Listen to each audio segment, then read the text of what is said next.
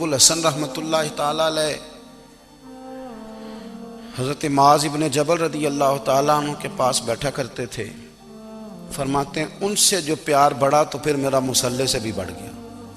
تابعی ہیں، فرماتے ہیں صحابی رسول سے محبت ہوئی تو ذکر سے بھی ہو گئی، پھر درود شریف سے بھی ہو گئی، محبت ان سے بڑھی تو پھر اللہ نے مسجد کا پیار بھی بڑھا دیا۔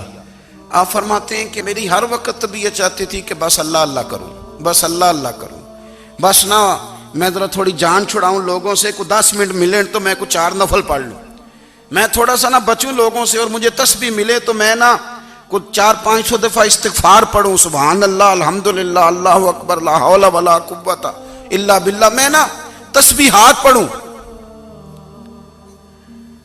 فرماتے ہیں کہ بچے تھے گھر میں 6-7، غربت تھی، کام ملتا کوئی نہیں تھا،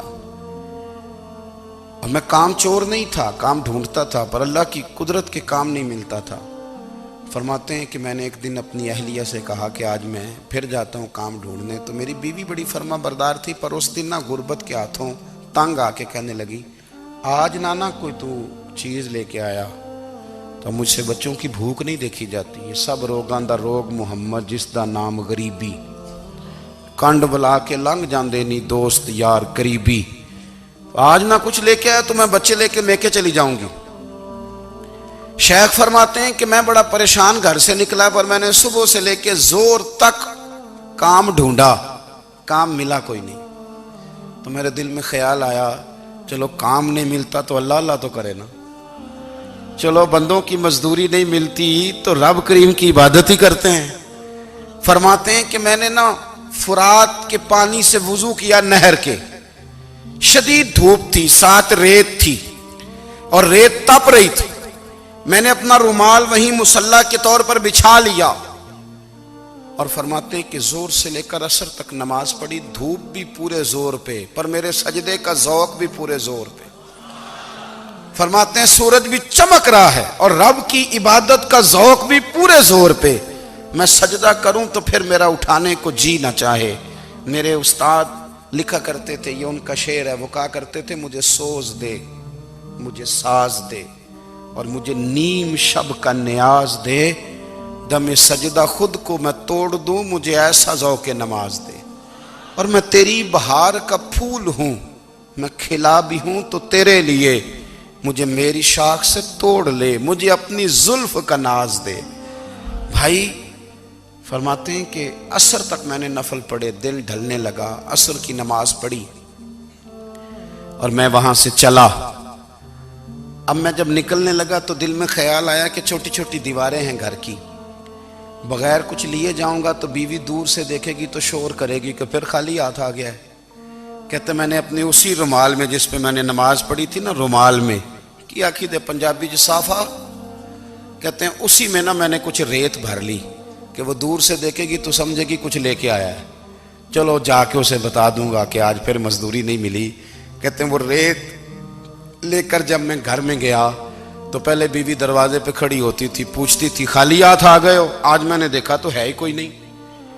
فرماتے ہیں میں اندر داخل ہوا، سلام لیے، کونے میں نے وہ رومال رکھ دیا اور میں نے آواز دی کہ بھلی مانس کہاں ہو؟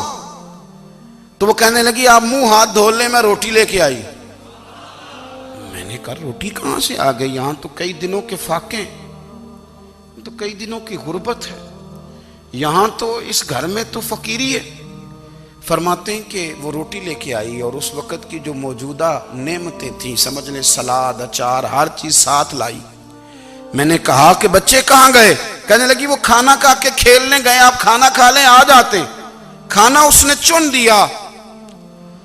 میں نے حیرت انگیز لہجے میں ساری نعمتیں اپنے دسترخوان پہ دیکھ کر کے بیوی سے پوچھا یہ کہاں سے آیا کھانا؟ بچوں کو تو نے کہاں سے کھانا کھلایا؟ یہ سارا کچھ کیسا ہے؟ تو کہنے لگی پتہ نہیں آج آپ کس کریم کی مزدوری کرنے چلے گئے تھے، پتہ نہیں کس کریم کی، میرے گھر میں تو اتنی نعمتیں آئی ہیں کہ مجھ سے سنبھالی نہیں جا رہی، اتنا اناج ہے، اتنا گندم ہے، کس کریم کے دروازے آج چلے گئے تھے؟ یہ کہتے کہتے وہ اٹھی اور اٹھ کر کے کہنے لگی پہلے ہی بڑا کچھ آیا تھا، اب کیا لے آئے ہو؟ اور جا کر کے نا اس نے وہ ریت والا رومال کھولا کہنے لگے میں تو لے کے آیا تھا ریت، تو میرے رب نے اسے بھی سونے اور ہیرے بنا دیا تھا۔ جب آپ کی توجہ اللہ کی جانب، میرے نبی پاک صلی اللہ تعالی علیہ وسلم نے فرمایا ہر چیز اپنے رب سے مانگ، ہر چیز مانگ، ہر چیز مانگ۔ یا رسول اللہ کیا کچھ؟ میرے محبوب نے فرمایا تیرے گھر میں نمک بھی ختم ہو جائے تو وہ بھی اپنے رب سے مانگا کر، تو مانگنا وہ تجھے دے گا، تو اس کی بارگاہ میں کشکول طلب دراز تو کرنا۔ اور ترمذی شریف میں عجیب لفظ ہیں، رسول کائنات نے فرمایا، رب کریم فرماتے ہیں جب میرا بندہ ہاتھ اٹھاتا ہے نا تو مجھے حیا آتی ہے کہ میں خالی کیسے لوٹا دوں اس کے۔ اتنے بڑے بادشاہ کی بارگاہ میں، او بھائی لوگوں سے عزتیں تلاش کرتے ہو تو وہ کیا تمہیں عزت دیں گے؟ وہ تو کل اچھا کہتے ہیں پرسوں برا کہنے لگ جاتے ہیں۔ لوگوں کے سامنے گڈ بک میں آنا چاہو گے تو وہ تو سویرے تمہارے بارے میں کچھ کہیں گے، شام کچھ اور کہیں گے۔ اپنی روحانی زندگی آباد کریں، اپنے مسلح کو وقت دیں، اور دنیا سے چھپ کر اس موبائل کو بند کر کے اور اپنے آپ سے بھی چھپ کے اور تنہا ہو کے چھپا کے سارا کچھ اپنے آنسو اپنے رب کی بارگاہ میں پیش کریں، اس کے حضور حاضری دیں۔ سنو نا ترمذی کی حدیث، اور اسے یاد رکھنا، نبی پاک علیہ السلام نے فرمایا اپنے دکھ لوگوں کے سامنے نہ بیان کرنا، سیٹھوں نوابوں کو نہ بتاتے پھرنا، دنیا داروں کے سامنے جا کے نہ رونا کہ میں تکلیف میں ہوں۔ فرمایا اگر دنیا داروں کو دکھ بتاؤ گے رب تمہیں کبھی غنی نہیں کرے گا، اور لوگ ہیں کہ الٹا مذاق اڑائیں گے۔ آپ کی جس سے بڑی پکی یاری ہے نا، پکی، وہ تب تک پکی ہے جب تک آپ نے 50,000 مانگا نہیں، اور جس وقت آپ نے کہہ دیا کہ میں مجبور ہوں میری مدد کر تو پھر ختم ہو گئی دوستی۔ لوگوں کی تعلقات آپ کے ساتھ تب تک ہیں جب تک آپ ان سے کوئی ضرورت وابستہ نہیں کرتے۔ کریم محبوب فرمانے لگے بندوں کے سامنے دکھ نہ بیان کرنا، اللہ تجھے کبھی غنی نہیں کرے گا، تو اپنے دکھ اپنے رب کو بتا، تو دعائیں مانگ، تو اس کی بارگاہ میں حاضر ہو، تو اس کے حضور عرض کر۔ فرمایا اپنے دکھ اپنے رب کو بتا، وہ جلدی کرے یا دیر سے کرے تجھے ساری دنیا سے بے نیاز کر دے گا، تجھے کسی کا محتاج نہیں رہنے دے گا۔ محبوب نے اس سادگی کو پسند کیا، اختیار کر لیا، اس فقیری کو، اس کو اختیار کر لیا۔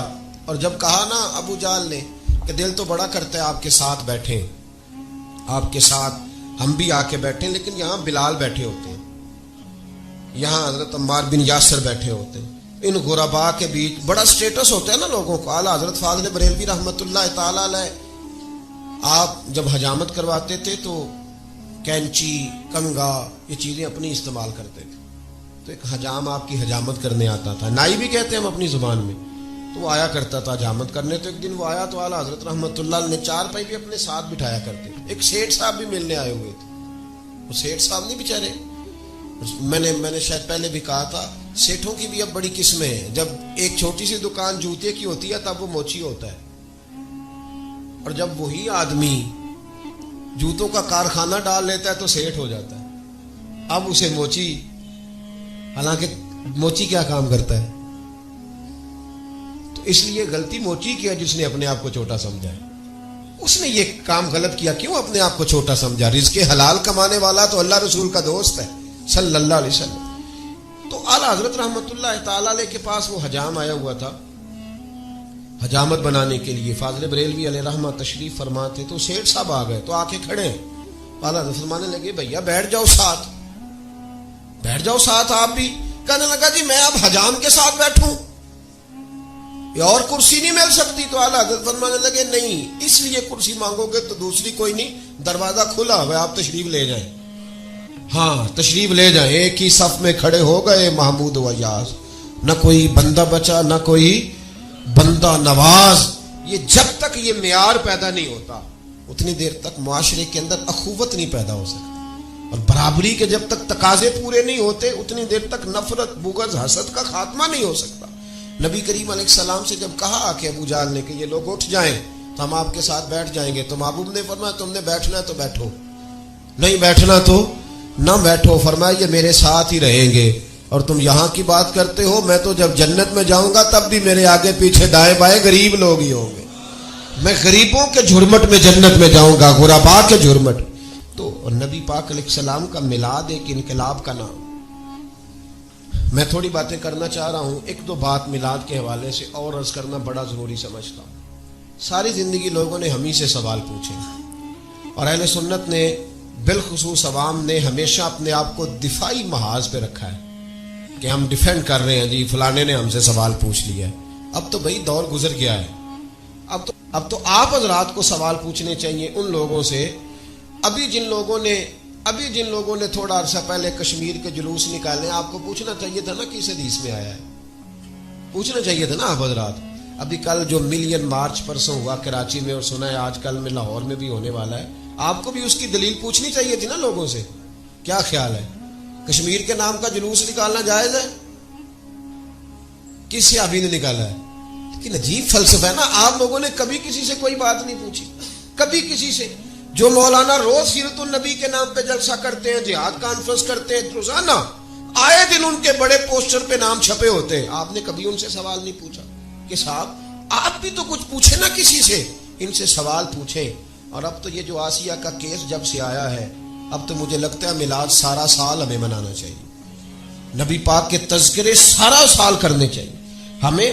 میں حکومت کی کیا بات کروں گا، اور میں کیا بات کروں گا ان لوگوں کی جو اقتدار پہ بیٹھے ہیں، مجھے تو عوام کی بڑی فکر ہوتی ہے۔ میں نے عام آدمیوں کو باتیں کرتے سنا، جی مولوی جذباتی ہو گئے، جی انہیں ایسا نہیں کرنا چاہیے۔ عام آدمی جس کو چاہیے تھا جا کے، میں بڑی دفعہ کہہ چکا ہوں، بڑی دفعہ، کہ جتنا مرضی کو پڑھا لکھا آدمی جہاز میں بیٹھا ہو، پر پائلٹ اسے جہاز چلانے کی اجازت نہیں دیتا، وہ کہتا ہے بھائی تیرا شعبہ نہیں۔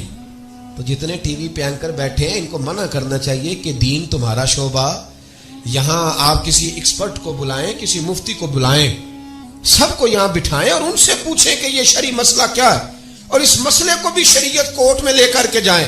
اور ہمیں دلائل دیے جاتے ہیں کہ ججوں نے قرآن و سنت کے دلائل دیے ہیں، تو پھر جج صاحب کو اپنی تعلیم ہی بتانی پڑے گی کہ کہاں سے درس یاد پڑا ہے، انہوں نے کس جگہ سے انہوں نے فنون کی تعلیم حاصل کی، انہیں بتانا پڑے۔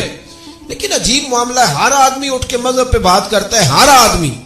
میں نے پہلے بھی کہا تھا، میں پھر کہتا ہوں، یہ کیس قانون کا نہیں ہے، یہ عالمی دباؤ کا کیس ہے۔ جب ملالہ کو گولیاں لگی تھی تو ایک بچی کو نہیں لگی تھی، 3 بچیوں کو لگی تھی، پتہ ہے آپ کو؟ ایک بچی کا نام کائنات تھا، ایک کا نام غالباً ایمان تھا، 3 بچیوں کو گولیاں لگی تھی۔ تو ملالہ کو کیوں لے گئے، باقی 2 کو کیوں نہیں لے کے گئے؟ اس لیے کہ ملالہ ان کے کام کی تھی، وہ پہلے بھی مضمون لکھتی تھی، اس نے لکھا ہے کہ مجھے داڑھی سے وحشت ہوتی ہے، اسلام کی تاریخ روشن نہیں تھی۔ اور بھی بہت سارے گستاخان پڑے ہیں جیلوں میں جن کو سزا ہوئی ہے، بہت سارے۔ مسئلہ آسیہ کی نہیں، اس کی کیا اوقات ہے، وہ تو سامنے ایک کردار ہے، اس کے پیچھے عالمی قوتیں ہیں ساری، اس کا سارا خاندان ہالینڈ کے اندر ہے۔ ان کو یہ کل گئی، پرسوں گئی، جب بھی گئی، خدا نہ خواستہ یہ جب بھی گئی، آپ دیکھیں کہ اسے سیمیناروں میں بلایا جائے۔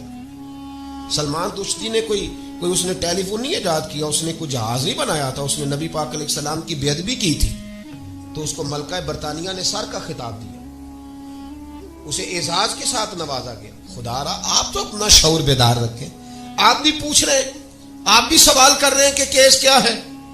اور ایک بات اور یہاں بڑی ضروری ہے، سمجھ لیں، کہتے ہیں جی معافی مانگ رہی ہے، معاف کر دیں۔ نوجوان بالخصوص کالج یونیورسٹی کے ساتھ وابستہ لوگ، چونکہ مجھے یہ خبریں مل رہی ہیں کہ اب ٹیچروں کو، پروفیسروں کو بلا کے ٹریننگ دی جا رہی ہے کہ آپ کالجوں میں یہ والے لیکچر دیں۔ میں بڑی ذمہ داری سے تھوڑی دیر آپ کی توجہ چاہتا ہوں۔ ایک بات بتائیے گا کہ جو قومی مجرم ہو، قومی مجرم نے خزانہ لوٹا ہو یا بغاوت کی ہو قوم کے ساتھ، وہ اگر وزیر اعظم صاحب سے معافی مانگے تو معاف کر دیا جائے گا؟ کیوں؟ معافی تو مانگ رہا ہے، اس لیے کہ یہ لیکن ادھر دیکھیں میری بات، جو قومی مجرم ہوتے ہیں وہ معاف کیے اس لیے کہ وہ قومی مجرم ہے۔ اسلام کے اندر بھی اگر اسلامی حکومت ہو تو اس کے باغی کی سزا قتل ہے، اور اس کا جنازہ بھی نہیں پڑھا جائے گا، بغیر جنازے کے دفن کیا جائے گا، کیونکہ اس نے بغاوت کی اسلامی حکومت سے۔ تو یہ جو نبی پاک کا بے ادب ہوتا ہے نا، اس کو امت نہیں معاف کر سکتی، یہ امت کا مجرم ہے، قومی مجرم ہے، اسلامی مجرم ہے۔ اس کو اگر معاف کریں گے تو خود نبی پاک ہی معاف کریں گے، امت معاف۔ تو کیوں ان مسائل میں لوگ الجھتے ہیں اور پھر بڑی سادی سی بات ہے، میرے بے ادب کو میں معاف کروں گا، میرا چھوٹا بھائی نہیں معاف کرے گا، اس لیے کہ بے ادبی اس نے میری کی۔ تو ان مسائل میں آپ تو کم از کم اپنے ذہن کو مضبوط رکھیں، آپ تو اس بات کو سمجھے رحمت للعالمین کانفرنس کرنے لگی ہے گورنمنٹ 2 روزہ، اور ان کا مطلب یہ ہے کہ رحمت للعالمین کا معنی یہ ہے کہ جو کوئی کچھ جو مرضی کرے اس کو کہنا کچھ نہیں۔ رحمت للعالمین کا یہ معنی نہیں ہے۔ میرے محبوب پاک علیہ السلام نے اکرمہ بن ابو جہل کلمہ پڑھنے آیا تو اسے گلے لگایا ہے، لیکن جس نے حضور کی گستاخی کی اس کے بارے میں فرمایا کہ کعبے کے غلاف میں بھی لپٹا ہوا تو پکڑ کے قتل کر دینا۔ تلوار اٹھانا رحمت کے خلاف۔ کیوں جڑی بوٹیاں طلب کرنے کی دعائیں آتی ہیں جی؟ جڑی بوٹی نہ کاٹو، یہ تو رحمت کے خلاف ہے، اتنا پیارا پودا اگا ہوا ہے، کیوں اس کو کاٹ رہے ہو؟ تو یہ فلسفہ غلط بیان کیا جا رہا ہے، قوم ٹریک سے اترتی جا رہی ہے، اور لوگ عام بالکل جن کو خبر نہیں وہ اس پر بات کرتے ہیں۔ اور اگر آپ نے ابھی تک ہمارا چینل سبسکرائب نہیں کیا تو فوراً سبسکرائب کیجئے، ساتھ ہی بیل آئیکن پر کلک کریں تاکہ مزید آنے والی ویڈیو ہیں وہ آپ کو وقت پر ملتی رہیں۔ اللہ حافظ۔